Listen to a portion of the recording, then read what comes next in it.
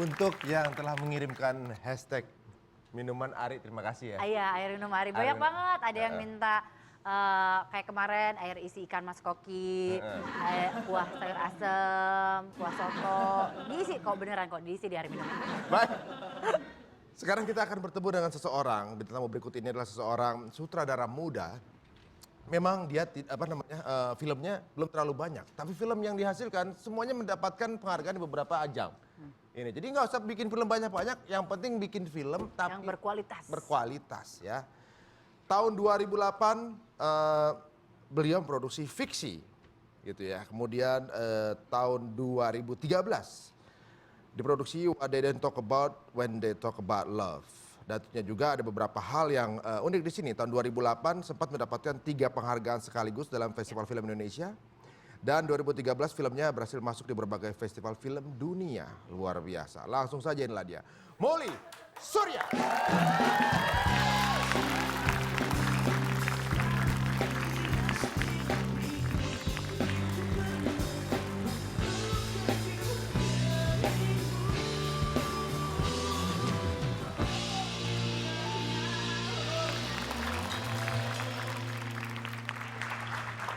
Molly ini kalau kayak orang-orang Jepang itu masih SMA. Usia berapa sekarang? 33. 33? Iya. Wah, 33. Ternyata ya. Menipu ya, pikir masih SMA. Bicara soal film sekarang nih. Waduh, ini luar biasa nih karena tahun 2. Jadi jenjang produksi filmnya memang agak panjang-panjang ya. Dari 2008 ke 2013 maksudnya? Iya. Itu ada macam-macam sih alasannya sih. Apa tuh? Abis tahun 2008 ketika Fiksi selesai, waktu itu saya lagi hamil. Waktu itu saya emang ngambil break sekitar 2 tahun lah barangkali gitu. 2 tahun, memang lebih fokus ke keluarga saat itu ya? Ya waktu itu berpikir film kan intens banget ya kalau lagi kerja gitu. Saya waktu itu belum siap aja untuk balik meninggalkan lagi. ya? Ya. Oh begitu, dan ini adalah beberapa hal yang unik adalah pada saat 2008 lalu itu mendapatkan 3 penghargaan sekaligus. Ini gimana ceritanya? Gimana ya ceritanya? Memang sudah dikonsep untuk sebuah award atau memang nggak sengaja? Enggak sama sekali. Enggak sama Oh, sekali, gitu. itu saya agak kaget sih. Maksudnya waktu itu kalau FFI kan kita emang mesti daftar ya. Maksudnya karena waktu itu film memang udah lulus sensor, ada semacam undangan dari FFI untuk mendaftar. Terus ketika mendaftar waktu itu tiba-tiba saya nggak pernah dengar apa kabar lagi. Tiba-tiba waktu itu saya di SMS sama salah satu wartawan kalau nggak salah yang saya kenal gitu. Wah Molly selamat ya dapat 10 nominasi. Saya juga bingung nominasi apa gitu. Oh ya bentar lagi ya FFI, baru cek di internet. Itu yang pertama kali saya tahu gitu. Apa ketika itu menang lebih nggak menyangka lagi. Oh gitu, jadi sesuatu yang dikerjakan dengan tulus itu hasilnya akan sangat luar biasa. Tepuk tangan buat Molly juga. Setelah itu kan berarti sekitar 5 tahun berikutnya baru keluar akhirnya What They Don't Talk About ya. When They Talk About Love. Ya. Ini kan agak sedikit bisa dibilang filmnya ini agak idealis sedikit gitu ya. Ini bercerita mengenai seseorang yang disabilitas ya. Disable ya. Nah sekarang ini dapat ide seperti itu dibutuhkan waktu 5 tahun untuk mencari itu atau memang sengaja baru ketemu yang pas? Sebenarnya nggak begitu sih. Maksudnya ketika selama saya 2 tahun saya cuti itu, gitu, kurang lebih 2 tahun ya, 1,5 tahun, 2 tahun gitu kan. Waktu itu emang saya juga kebetulan kan produser saya itu suami saya sendiri, Rama Adi, sering istilahnya brainstorming lah berdua gitu. Ide apa ya kira-kira yang sesuai untuk film kedua kita setelah Fiksi. Terus kebenaran suatu hari saya itu memang punya saudara gitu, saudara yang memang waktu itu dibesarkan barengan sama saya di satu rumah sama ayah saya, yang kebetulan dia adalah seorang tunanetra, gitu. Namanya Sophia gitu. Dan waktu itu si Sophia ini pulang gitu pas Lebaran gitu, dan waktu itu lagi mengupdate status Facebooknya di handphone gitu lewat mobile phone-nya dia. Waktu itu saya kaget gitu, wah punya Facebook gitu di handphone gitu istilah, dan dia bisa update, terus dia update, iya add gue dong Mol gitu kan. Oke udah, akhirnya saya add dan saya ngelihat halaman Facebooknya dia lengkap dengan foto, dengan tag-tag temennya, mengupdate status setiap 3 atau 10 menit. Dan pada saat itu saya memang ingin membuat film tentang remaja gitu, tentang remaja yang ada di sebuah SMA gitu, high school movie lah istilahnya gitu. akhirnya saya waktu itu kebenaran ada ide gimana kalau seandainya saya bikin film high school movie tapi bukan saya high school movie biasa gitu, tapi tentang high school movie yang settingnya adalah sekolah luar biasa khusus tunanetra. This way out of the box ya, karena ini ya sesuatu yang jarang untuk apa namanya Diangkat untuk orang sebenarnya. jarang diangkat. Maksudnya kepikiran bisa sampai ke sana gitu ya. Tapi mungkin karena kan tadi apa kepikirannya gara-gara ketemu sama saudara, Inspirasi itu dari situ ya? inspirasi dari situ kan. Ternyata kalau kita lagi paling gampang lah kalau lagi di handphone tuh ada titik-titik yang muncul-muncul tuh ternyata braille Iya. untuk mereka untuk disable itu untuk bisa update status ataupun untuk ngetik. Nah berarti kan itu filmnya rata-rata tema yang diangkat dari fiksi terus sekarang apa What They Don't Talk About, What They Don't Talk About Love itu rata-rata itu nggak mainstream kan, idealis lah bisa dibilang gitu kan, yang mungkin orang-orang tertentu yang peminatnya bisa dibilang terbatas, nggak mainstream seperti apa Ceritanya memang. sih nggak segmented, ceritanya yang love ya. gitulah. Nggak yang mungkin orang nggak berbondong-bondong untuk nonton bioskop atau gimana tuh. Apa emang idealisnya seperti itu atau gimana? Bagaimana ya, sebagaimanapun kita sebagai filmmaker, saya sebagai filmmaker pasti ingin sebanyak mungkin orang menonton film saya gitu ya. Tapi ya mungkin memang tidak bisa dipungkiri kalau seandainya film itu kalau di koran ada di halaman hiburan gitu barangkali gitu. Jadi mungkin tidak banyak orang yang suka menonton film yang Berat istilahnya? bilang gitu ya.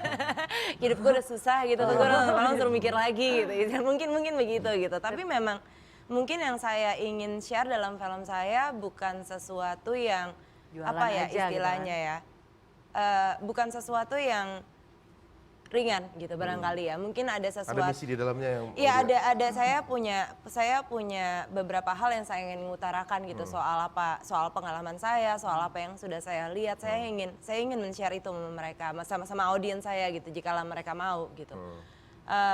Dan menurut saya sih ketika apakah itu jadinya komersil apa enggak itu ya hasil akhir gitu. Maksud saya cuma bisa bikin film yang menurut saya ingin saya bikin gitu, bukan gitu. Jadi jujur sesuatu- ibaratnya ya. Iya.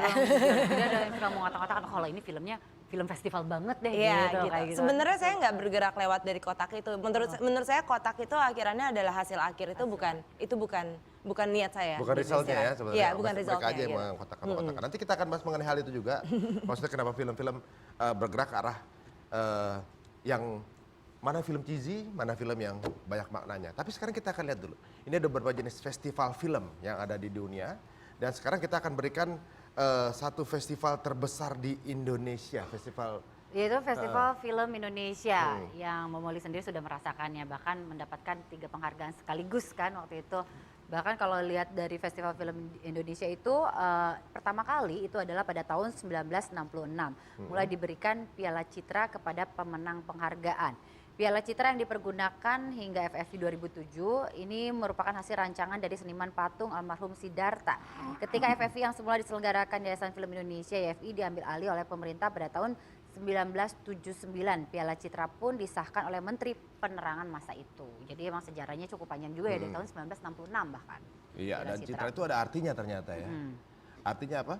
Artinya itu adalah image, citra, bayangan. Jadi kayaknya untuk sinkron sama film kali ya. Jadi kan sebuah image, sebuah bayangan yang diciptakan oleh senias-senias. Dan juga ini adalah awalnya adalah sebuah sajak karya Usmar Ismail. Sejak ini digunakan atau dijadikan sebagai karya lagu oleh Cornel Simanjuntak.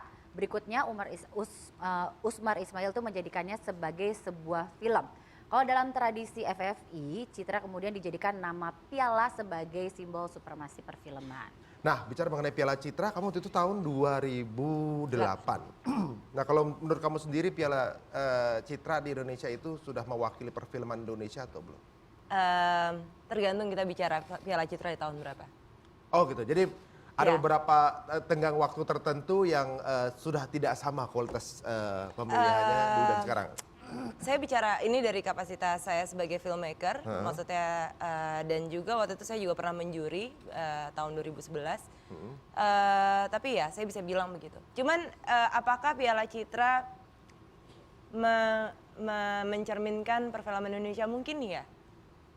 Mungkin ya karena industri yang kita punya sekarang juga masih berkembang. Begitupun juga menurut saya mungkin Festival Film Indonesia juga mencerminkan itu, seperti juga mencerminkan keadaan pemerintahan kita sekarang juga, keadaan negara kita sekarang juga, mungkin itu mencerminkan itu semua juga. Ya, berarti pada intinya adalah Piala Citra itu akan mencerminkan perfilman Indonesia ketika orang-orang yang berada di belakangnya itu sejujur. Ya, mungkin bisa dibilang begitu. Ketika sejujur, memang tujuannya adalah untuk mencerminkan budaya. Kalau ada muatan-muatan lain di belakangnya itu yang membuat pialanya tidak sejujur masa-masa sebelumnya. Baiklah, sekarang berbicara juga mengenai penghargaan di Indonesia mengenai film-film ya. Kebanyakan ini Indonesia film-film yang disukai oleh masyarakat justru film-film yang bisa dibilang itu cukup dengan mengandalkan setan, bajunya bahannya kurang, terus apalagi ya, pokoknya setan sama seksi itu yang menjadi inti utama dari alasan orang datang ke gedung bioskop menonton film. Karena film-film yang ceritanya bagus, yang muatannya bagus, kenapa tidak semenarik itu gitu? Apa sih sebenarnya masalah di para peminat film Indonesia? Mungkin kembali ke situ ya, tadi seperti Mas Ari tadi bilang gitu. Kalau menurut saya problem utamanya adalah, maksudnya masalahnya film-film seperti ini yang ada sekarang ini gitu, dengan yang mengeksploitasi hal-hal tersebut gitu cuma untuk tujuan finansial gitu, adalah karena memang ada yang nonton. Ada di mana? Percaya atau tidak itu ada gitu, istilah ada hitungannya dan kita lihat. Maksudnya di filmindonesia.or.id itu selalu ada apa istilahnya ya, hitungan film Indonesia. Ya ada hitungan penonton film Indonesia, hitungan tiket ya, bukan penonton. Penontonnya bisa nonton 2 kali. Hitungan tiket penonton film Indonesia. Dan di situ kita bisa lihat buktinya kalau film-film seperti ini memang ada yang menonton. Memang ada orang yang mungkin cukup puas dengan hiburan seperti itu, cukup puas untuk menonton film seperti itu dan memang senang menonton film seperti itu. Dan kita nggak bisa pungkiri kalau hal seperti itu memang menjual, memang punya pasar, memang punya market gitu. Tapi maksudnya kalau saya sih melihat, tergantung kita melihat film sebagai apa ya. Kalau kita melihat film sebagai produk ya mungkin demikian gitu. Tapi kalau menurut saya, bagi saya dan mungkin bagi beberapa orang juga, bagi banyak orang yang jelas di perfilman Indonesia, film itu juga bukan cuma sebuah produk gitu. Menurut saya bagaimanapun sebuah komersial, bagaimanapun ini membutuhkan banyak uang untuk diproduksi dan mendatangkan banyak atau tidak banyak uang ketika ditayangkan. Yang paling penting adalah film itu bukan cuma sebuah produk gitu, itu sebuah commercial art gitu, sebuah kolaboratif art. Kita sebagai maker kan mana bisa tahu apa pemikiran berapa berjuta-juta orang Indonesia gitu istilahnya. Yang mana yang disukai, mana yang disukai, mana yang tidak, kita tidak tahu gitu. Sebelum kita mencoba sesuatu, mungkin sesuatu hal yang baru atau mungkin sesuatu yang memang tulus dari kita dan mungkin penonton akan menyukai itu. Iya, ternyata di sini yang banyak sekali kita bisa ambil pelajaran adalah Muli ini menciptakan sesuatu semuanya dari kejujuran. Jadi ibaratnya apa yang dia kepengen utarakan, dia utarakan gitu. Jadi di sini kalau kita menciptakan kejujuran pasti banyak juga buktinya dengan banyak apresiasi dari festival. Itu kan bukan mata-mata orang yang nonton biasa. Iya. Mereka tahu mana film bagus, mana film yang nilainya bagus, itu yang mendapatkan tempat di sisi mereka. Mudah-mudahan Indonesia memiliki banyak orang seperti Muli seperti itu. Tepuk tangan buat Muli ya. Supaya tambah maju lagi. Kedepannya film apa yang mau dibuat? Saya masih lagi dalam tahap development untuk film ketiga saya yang judulnya belum bisa saya bilang sih sekarang. Tapi ya saya masih Bercerita mengenai? Lagi-lagi wanita, cinta, obsesi, mungkin hal-hal yang ada di situ, soal keluarga, soal seorang ibu. Oh ya, kita tunggu aja. Sebuah rahasia ya. Mudah-mudahan nggak terlalu lama lagi dari 2013 ya. Dan ya juga sekarang kita sambil menunggu juga filmnya keluar. Kita juga nunggu follower kita sampai 50.000. Karena apa, Hesti? Karena untuk followers yang sampai 50.000 kita akan mewujudkan kaul kita. Kita mau berenang pokoknya intinya ya. Mau berenang kalau sampai 50.000 followers. Langsung aja follow ke @tunacio_net. Karena seperti yang Mbak Moli bilang, kalau penonton kita nggak bisa untuk menerka-nerka apa sih maunya mereka. Tapi kita yakin penonton Indonesia itu sudah pintar memilih. Makanya nontonnya Tunacio. Iya. Terima kasih untuk Moli sudah datang ke studio ya. Kita ingatkan bahwa segala sesuatu yang indah yang diciptakan manusia itu adalah namanya seni. Dan hidup tanpa menikmati seni itu seperti hidup tanpa menikmati hidup. Sampai ketemu lagi di episode berikutnya di Tonight Show.